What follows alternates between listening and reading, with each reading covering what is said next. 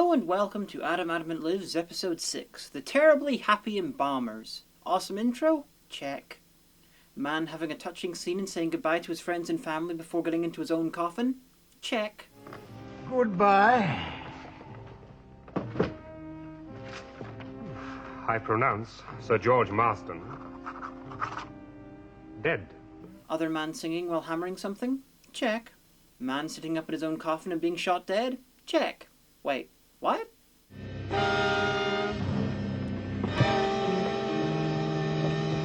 Okay, I don't know what's going on yet, but I'm pretty sure that man wasn't initially pronounced dead of a gunshot to the chest. I'm sure his friends and family might query this a little bit, especially considering that they seem to know that something unusual was going on. So when his body turns up with an extra orifice that really won't do him any good, won't they talk? If you need a still living man in a coffin killed, why not just bury him alive? Like in a graveyard. Anyway, a badly maintained back door in a hearse, a wet road, and a driver who can't be bothered to pick up a fucking coffin later, and there's a mystery afoot. Adam's been sent for because he's the only man who'll take his gloves off to shake hands with a man who has a cold. The hearse, though, was involved in an accident. The coffin fell out and burst open. We found a dead man inside. A dead man inside a coffin. Madness! What else would you expect? See, Adamant agrees with me. They talk for a bit about the government minister's cold, and then we segue into discovering that the minister doesn't know anything about British military history. Perhaps you'd care to try this. It's a medicinal snuff.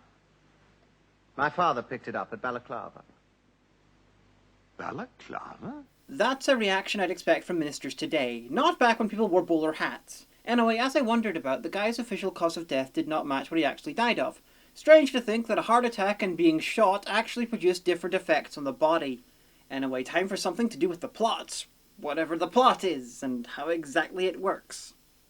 Over the past few months, 11 financiers have died suddenly, and each time a day or so before they would have faced civil charges of debt or tax evasion. Well, it couldn't have been better if they'd planned it themselves. Exactly. And the common factor you spoke of? They all shared the same psychiatrist. Psychiatrist? Yeah, they delve into your mind and work things out. Sort of head shrinkers. A species of Amazonian Indian, you know.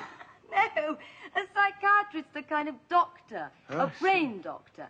Adam gets a rundown about psychiatrists from someone who knows even less about the subject than he does. It then devolves into a detailed lecture about how his era was shit and how the modern day is much better.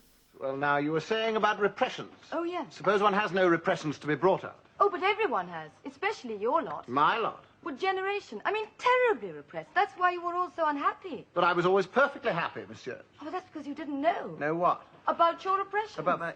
I mean, if you'd known then how repressed you really were, you wouldn't have been so happy.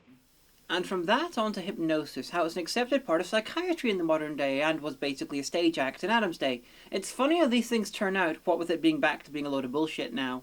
Of course, maybe I've missed out on something, but the occasional time I've ever had a conversation with a psychiatrist, they've never once tried to hypnotise me. So anyway, Adam goes to see a psychiatrist involved with the plot. And he's played by John LeMessier from Dad's Army in the Lord of the Rings radio drama. Adam pretends to be a rich guy with money worries and calls himself Adam Smith, showing that he's begun to get the knack of going undercover. Unfortunately, he still dresses 50 years out of date, so he's got some way to go. So he's hypnotised and talks about his childhood in the 1860s. Now this would have been a brilliant time for the hypnotist to think that Adam's been reincarnated. But no, he just decides he has a vivid imagination. And before any of you ask, he didn't even think to check if the man called Adam who came into his office dressed like a Victorian and had memories of being a child in the 1860s could possibly look anything like ultra-celebrity spy and hero Adam Adamant. Why is it that people have only seen his face if it's good for the plot? Anyway, the hypnosis is interrupted by the usual flashback. No, bad flashback. You're only supposed to appear after Adam gets betrayed by a woman and knocked out. So Adam's session with the psychiatrist was recorded and is played to the main bad guy, who's in his fencing outfit of villainy. He decides to convince Adam to take part in their plot. This involves sending Adam to a health clinic, so Sims is getting Adam's stuff collected for him to take, and Miss Jones turns up to take part in the adventure. Okay, the show is officially given up trying to explain how she gets involved in storylines. She's just there. At least Sims isn't impressed. Very nosy was Rosie from Crewe. Asking questions was all she could do. She was found one day strangled and horribly mangled. I love happy endings, don't you? At the health clinic, Adam is introduced to the fencing guy of evil, and his room we get to see some down cleavage shots. Thank you, 1960s British kids television.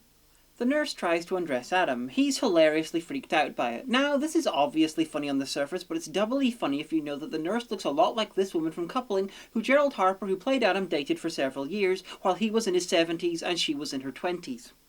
And what follows is classic Adam undercover, acting petulantly, refusing to do what the nurses say, refusing at all costs to blend in, and finally getting into a fencing match with the villain while armed only with a small wooden ruler. So they drugged Adam because, frankly, wouldn't you, and he wakes up to someone measuring him for a coffin. It's a good thing he thinks he's being measured for a new suit, or he'd be out that door and wandering around London Underground being freaked out within moments. Miss Jones breaks into the Undertaker's without orders, so this is a crime, but what the fuck. She finds a coffin with a guy with wax all over his face inside, just in case someone broke in and needed freaked out? Worst job since Grim of the Stool, and that guy had to wipe the king's ass. So Adam's woken properly and he's up and about, and he's forced to do the incredibly difficult task of pretending to be shit at fighting with bladed weapons. And over at the Undertaker's they're annoyed about Miss Jones breaking in. If you just left the wax man out of it, you could have just called the cops and are shipped away for breaking and entering. Because the plot tells him to, Adam visits the same Undertakers that Miss Jones was captured in. The Undertaker really is very good at the whole salesman thing, but alas, his unsubtlety sometimes lets him down. Don't touch that!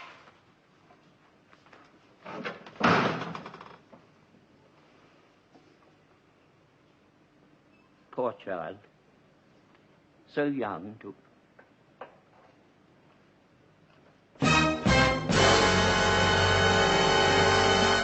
At least the government minister's around to not give a shit.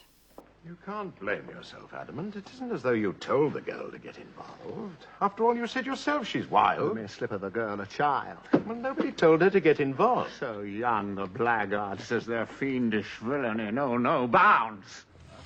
I'm pissed off.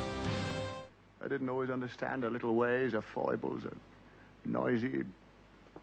I shall have my vengeance granted. In this life or the next. So even though no one's thought to find out how Miss Jones died, the minister tells Adam that they have enough proof to arrest everyone involved. Adam politely tells him to fuck off and that he's going to take them all down himself. Well, whatever you say. You cannot alter my purpose.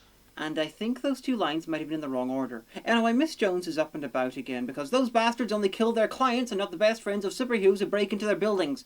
And then she escapes because these guys suck. Because the bad guys still think Adamant is a rich guy with money worries, they decide it's time to explain exactly what's going on. They offer to freeze him for a number of years, have him declared legally dead and be able to woken up with most of his assets intact. Yes, obviously part of the plan is they kill their clients, but I'm wondering, are they completely bullshitting or have they got some connection to the Face, aka the Imperial Prototype Minion of State? He's not convinced. Yes, well, obviously he needs proof. We can offer you proof as well, you know. Charles, Our first success. our vintage model. Go and fetch him, Wilson, will you? Hurry up, hurry up. Charles, he's waiting to see you. Oh, there's one born every minute. Oh, they're bullshitting. Whew, we barely dodged a story arc there. And if Adam said no to their proposal, wouldn't they fear him going to the cops and telling them about their attempts at fraud?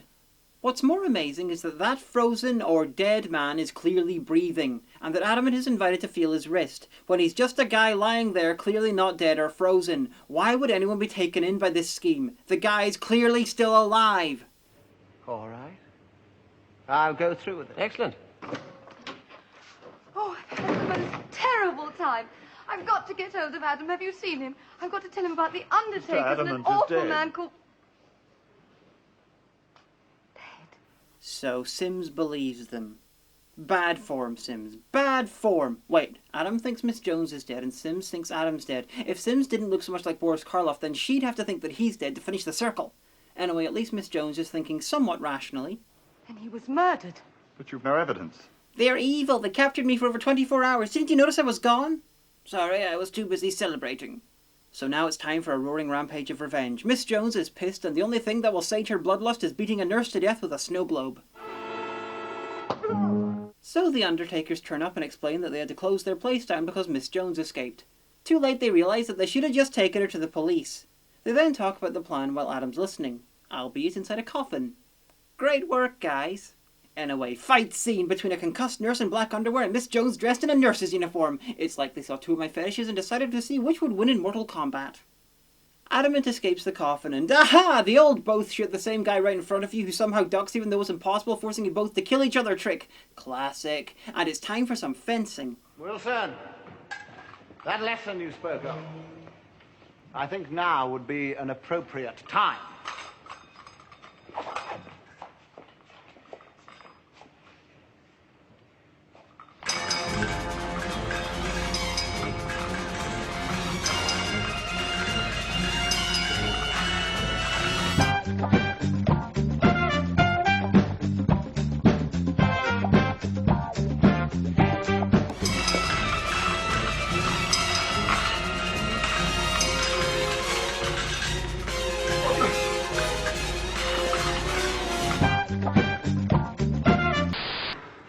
Fight in the exact style of my great-grandfather.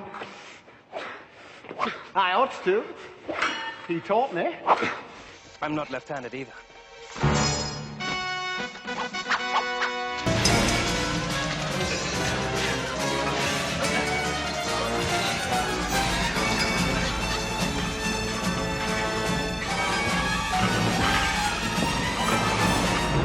You can be taught the moves, but not the killing instinct. That is the supreme test, Mr. Smith. You can fight, but can you kill? Bitch, I am a minister of death. So yes, death by stabbing for the villain, and I assume snow globe battery for the nurse. The episode ends as they walk off to get hammered in celebration of both coming back from the dead. This episode is solid. It's fun, eccentric, original, and has a little less dead time than most of the episodes do. Apart from the obvious stupidity, the most annoying problem is the title. There are no embalmers in this episode and no one does any embalming. They might as well have called it To Suck Off a Scarecrow. That would make just as much sense.